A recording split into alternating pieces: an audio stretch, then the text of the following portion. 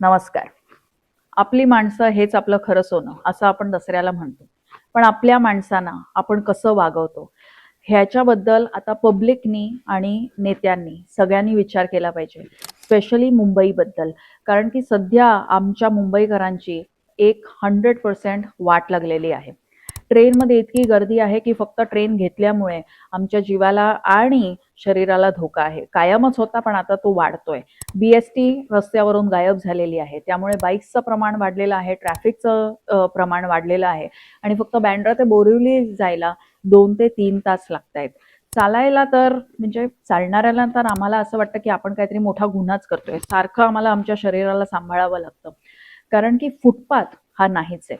जेव्हा ट्रेनमध्ये प्रवास करणं सोयीचं होत नाही, गाडीतून प्रवास करणं सोयीचं होत नाही, चालायचं सोयीचं होत नाही, तेव्हा या सगळ्या गोष्टींमुळे लोकांची प्रकृती बिघडते. प्रकृती बिघडते म्हणजे काय?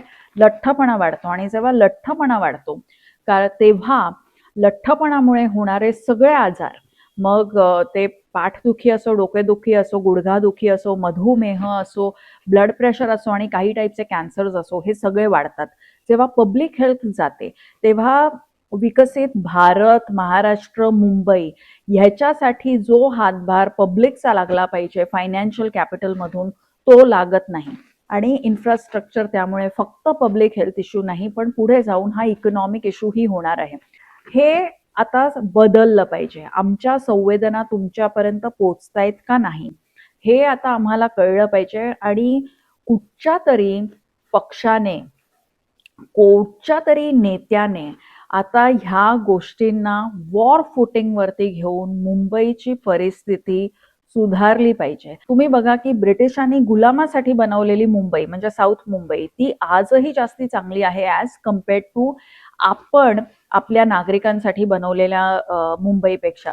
ही खरंच लाजिरवाणी गोष्ट नाही का? आपण सगळीकडे फुटपाथ का ॲक्सेसिबल करू शकत नाही? आपण सगळीकडे चांगलं इन्फ्रास्ट्रक्चर का करू शकत नाही? आमच्याकडे नेते चांगले आहेत, आमच्याकडे ऑफिसर्स चांगले आहेत, आम्ही पब्लिक पण एकदम चांगले आहेत. तर आता आपण सगळ्यांनी एकत्र येऊन मुंबईला परत हरित, प्रदूषण फ्री आणि सुंदर बनवण्याचा विडा घेतला पाहिजे. जय हिंद, जय महाराष्ट्र.